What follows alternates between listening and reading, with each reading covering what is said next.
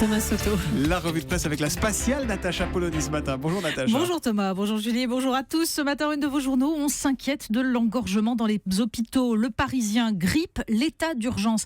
Mais ce n'est pas le principal motif d'inquiétude. Les Échos, la course aux armements est relancée dans le monde. Et puis on s'inquiète aussi pour la primaire. Le canard enchaîné s'en amuse. Le slogan des soldes que redoutent les socialistes, tout doit disparaître. Il est le candidat de janvier, c'est François Fillon.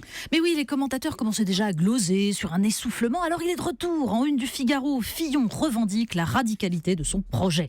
Radicalité pour répondre à l'accusation de brutalité. Rémi Godot s'en agace dans l'opinion. À ce rythme, on se demande si avec rudoyer, molester et cogner, réformer ne va pas aussi devenir un synonyme de brutaliser.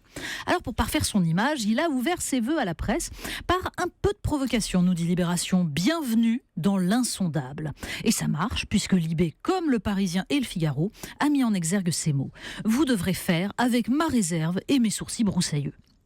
Mais dans le Figaro, Guillaume Tabar a surtout retenu une phrase adressée non pas au microcosme journalistique, mais aux électeurs. « Je veux incarner l'orgueil d'une nation qui ne se laisse pas abattre. » Et tel pourrait bien être l'enjeu de l'élection, plus que le nombre de fonctionnaires à supprimer. Alors après François Fillon à droite, la gauche. Oui, parce qu'en une de La Croix, on trouve ce titre, « La gauche en quête d'idées ». Une famille de pensée, nous dit La Croix, qui a longtemps eu la haute main sur l'imagination de l'avenir, selon la formule du philosophe Marcel Gauchet.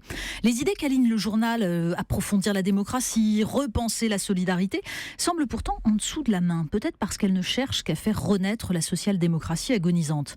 Alors autant aller se promener du côté de la revue Books, d'abord pour sa une, que reste-t-il de Marx ? Et ensuite pour son article sur George Orwell.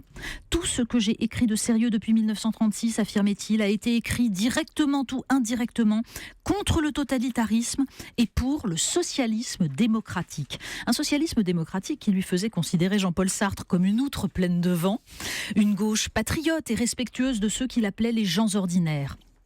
Anarchiste conservateur, comme l'a qualifié le philosophe Jean-Claude Michéa, qui lui est dans Le Monde à l'occasion de la sortie d'un livre. Alors on l'y accuse de populisme, de nostalgie, on s'insurge de sa critique de la gauche taubirienne, on lui reproche l'ironie de ce slogan. Cours moins vite camarade, le nouveau monde, celui du réchauffement climatique, de Goldman Sachs et de la Silicon Valley est devant toi. Et surtout, Ariane Chemin consacre une enquête à ses nouvelles revues confidentielles, fondées par des jeunes gens pas encore trentenaires qui se réclament de lui, de Michéa. Le Comptoir, Philite, Limite, je vous les cite de temps en temps. Et quelle horreur, ces jeunes sont conservateurs, anticapitalistes et décroissants.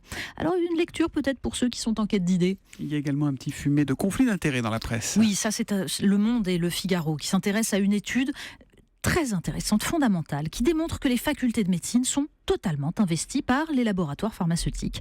Un lobbying permanent, sous couvert de formation des jeunes médecins, et un lobbying gagnant. Il détermine largement les prescriptions des médecins une fois en exercice. Où nous emmenez-vous plutôt à présent? Eh bien, connaissez-vous Tromelin? Eh ben non. C'est un îlot perdu dans l'océan Indien. Et sur le Figaro Vox, Philippe Folliot, député LR du Tarn, et Irène Frein s'insurgent contre le fait qu'il pourrait être cédé sans contrepartie à l'île Maurice par un vote des députés le 18 janvier. Philippe Folliot a en commun avec Jean-Luc Mélenchon de s'intéresser aux extraordinaires ressources que la France pourrait tirer de son domaine maritime. Et oui, c'est français. Alors encore faudrait-il ne pas brader dans l'indifférence ce domaine maritime. On termine avec quoi? Las Vegas, c'est ça? Oui, je vous emmène à Las Vegas. Il paraît que le salon mondial de la high-tech à Las Vegas est donc l'endroit où il faut se montrer quand on est candidat à la présidentielle. François Fillon l'a fait. Alors, qui trouve-t-on? Eh bien, dans le Canard enchaîné, Jean-Luc Porquet nous décrit la première brosse à cheveux intelligente de l'histoire de l'humanité, présentée par L'Oréal. Bourrée de capteurs, elle évalue la qualité de vos cheveux, la force de votre brossage et enregistre le son qu'il génère, oui, même ça. Et bien sûr, elle transmet tout ça à votre smartphone qui vous suggère les produits L'Oréal à acheter pour que vos cheveux vous remercient. Et puis compétitive en plus, elle ne coûtera que 200 €, c'est donné. Dans le livre de Jean-Claude Michéa, Notre ennemi le capital, on trouve, nous dit Jean-Luc Porquet, ce rappel.